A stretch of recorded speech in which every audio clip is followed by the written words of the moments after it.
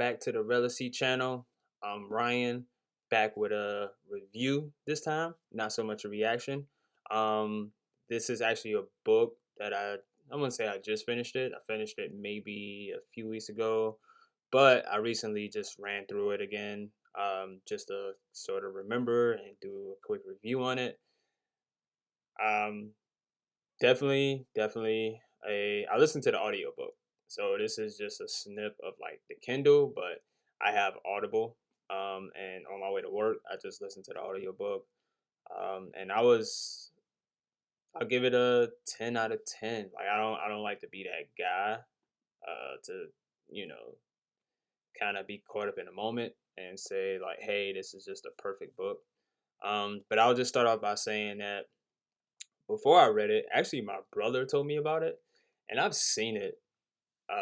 Whenever I would download any Audible book, I would see it, but I kind of judged it honestly. It was military. It was someone from the military. I knew he was a SEAL. I heard a little bit about him, but I thought it was kind of like one of those just um, like I was a Marine, and I thought it was just kind of one of those like, oh man, like he's gonna hear a lot about how super, just badass he is, in which he's basically superhuman. But I didn't think he would tell it the way that he told it. It was kind of incredible the way he narrated it, and or not the way he narrated it, but just how the narration went and how well the stories were told. I mean, he is superhuman, basically.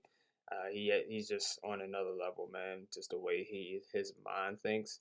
But I judged it to be one of those just a lot of language, military language, a lot of um, just if you're in the military, you kind of you know what I mean. Like just saying unnecessary things, just talking about just how much they've accomplished and never really going into their childhood, never really going into who they are as a person, in which he actually did a lot of that. I was just impressed with everything. Not only did he go into how he just trained his mind, how well he prepared for things, how just his approach to everyday life was, but just in general, just what molded him, how he just never quit, and how he just always dug deep into just wanting more, wanting to be better, just striving to overcome the odds and battling himself.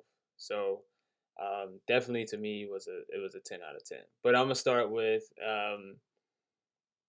how he started telling the book. So basically his childhood, and he went into how he grew up around abuse, and he grew up in Buffalo with his brother, his mom, and his dad. They were married, and basically his dad owned a skating rink that was very famous in Buffalo, and they would work there every night, and it was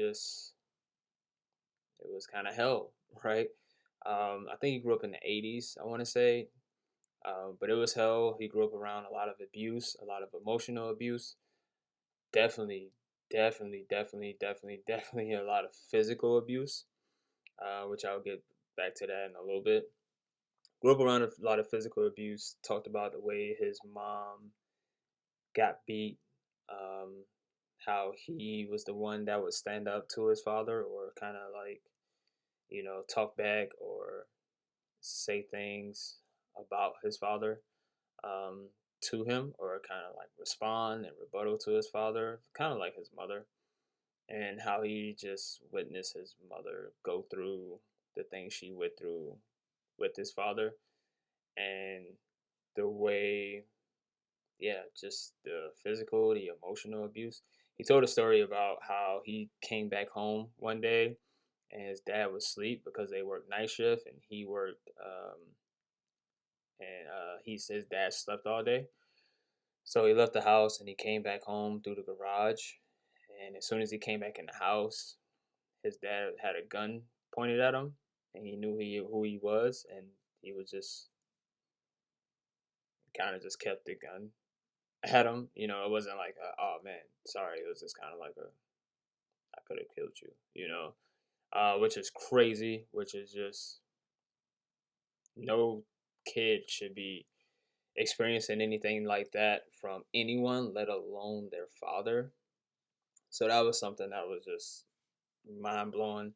A lot of the skating ring stories of him and his dad and other women and doing that in front of his mom. It was crazy. It was crazy. So he definitely had a rough childhood, a rough adolescence, and then even going into high school, how he wanted to kind of be something that he wasn't really proud of, and how his mom started to see him as something that she wasn't going to be proud of. He played sports, he played basketball, and the fact that he was actually a great basketball player, or a good basketball player, played a lot of defense, stuff like that. He said stuff like that just made him tough. But he obviously didn't make it. But he started getting the interest of someone in the Air Force. He had a mentor, someone in the Air Force, and yeah, after that, he wasn't the smartest, because he mentioned that, one, working the job that he worked, school wasn't stable. It wasn't a structured life for him to not only go to school, but for him to actually learn. He couldn't focus. He was up all night throughout the weekend. He was up all night working, and he had to be in school, which he's tired. He's just a kid, so he's tired all day. And then he's just sitting there, not really getting all that knowledge that he should be getting. So fast forward high school, he's not really on a level that he should be. And fast forward going to trying to go into the military, and then going and taking the ASVAB, he's just not. He just can't. So he failed, and then if you see this, like the picture behind him, like he gains a lot of weight. He's working. I think he's working as like a pest control, something like that. Basically, something that kind of showed him and told him that he was like, you know, being beat, like life was just beating him down. Like he was, basically, I think he was a pest control person or something like that, like going to restaurants and going to establishments and businesses and ensuring that their rats and whatever insects that they may have, if that issue is being taken care of. So he worked there, and then he ended up obviously going into SEAL training.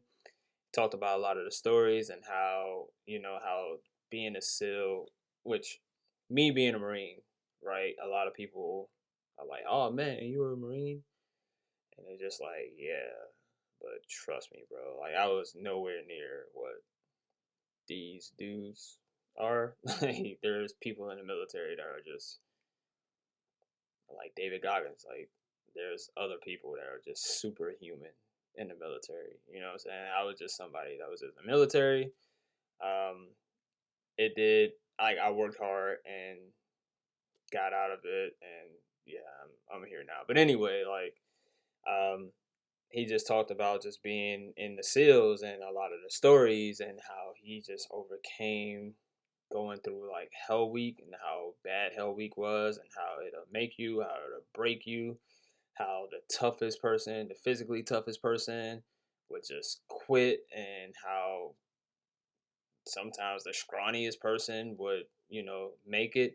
And he talked about how he just became a leader and his failures. And he failed, I think, two times, and he only had one last chance to go through Hell Week. And he made it. He actually made it through. He became a leader, and he he talked about the instructors and how they were they were like his. They always tried to get to him, but they were like his, drive.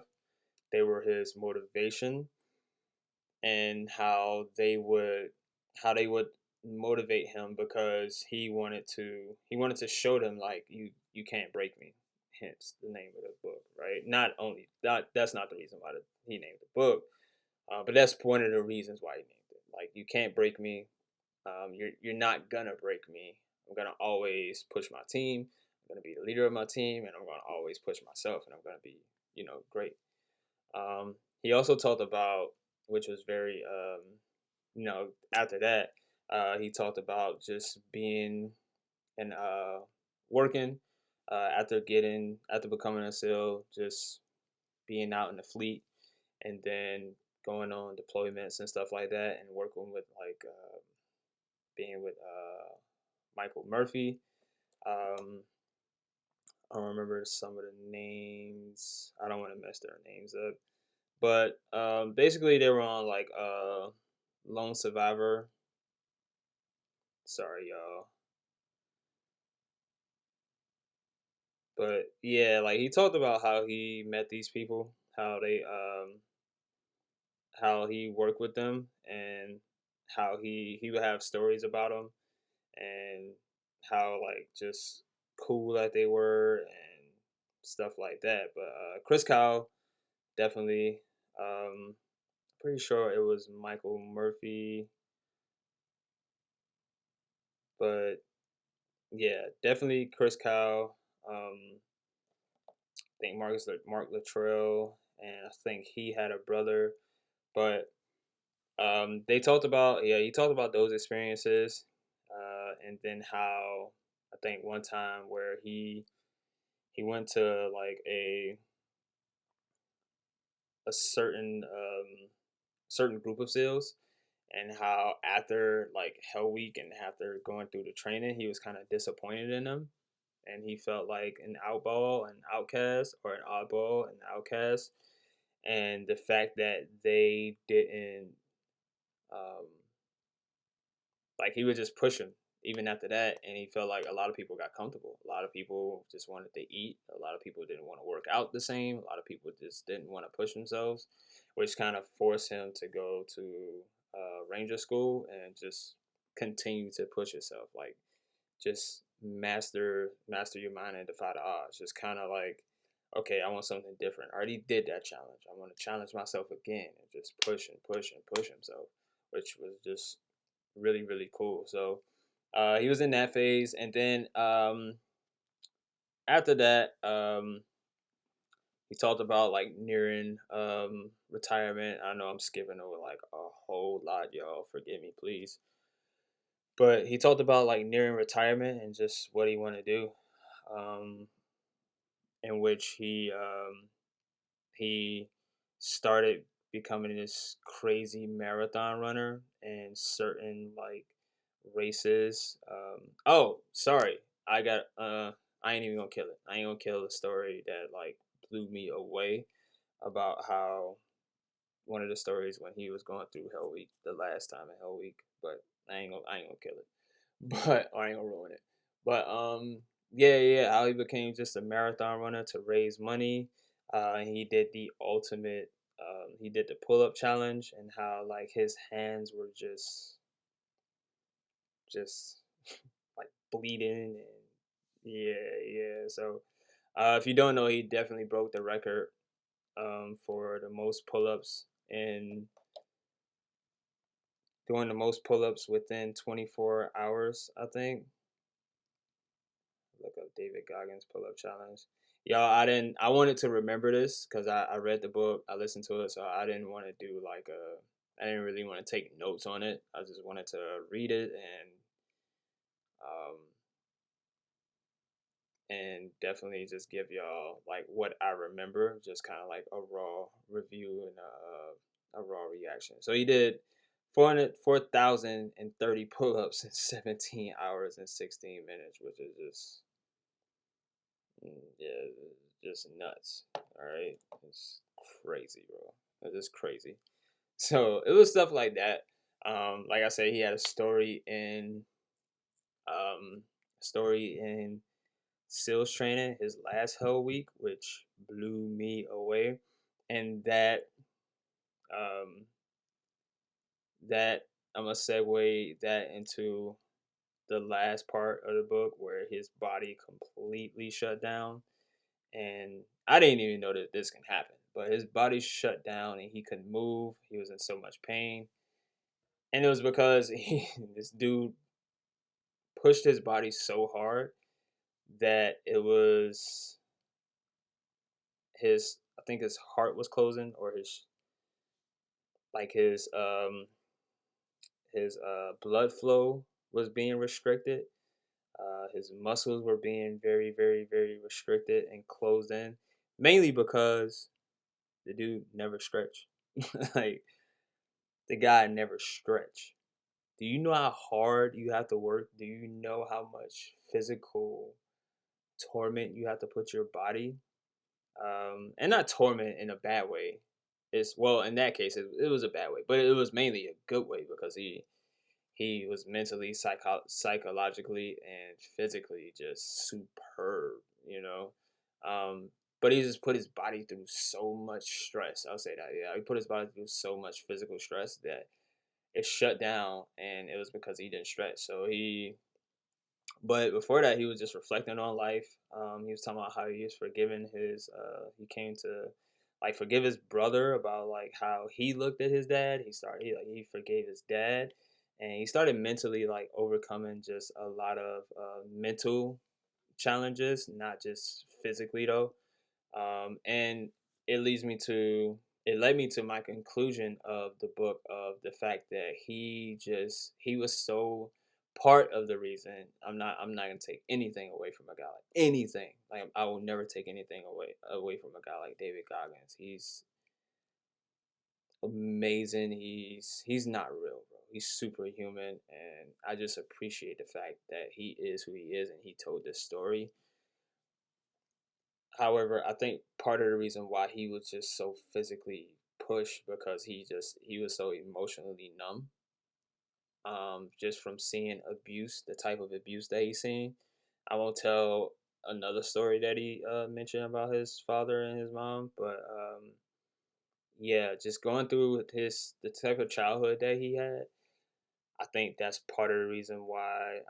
By part, I mean like 30% part of the reason why he was so physically strong, because pain was just emotional pain, mental pain was just so kind of, it's like whatever. The things I've seen, the things I've been through as a kid, as a child, as an adolescent, this it can't hurt me, to quote his book. So, but I do think, yeah, man, just a 10 out of 10. What a damn like what a human, bro. Like what a human.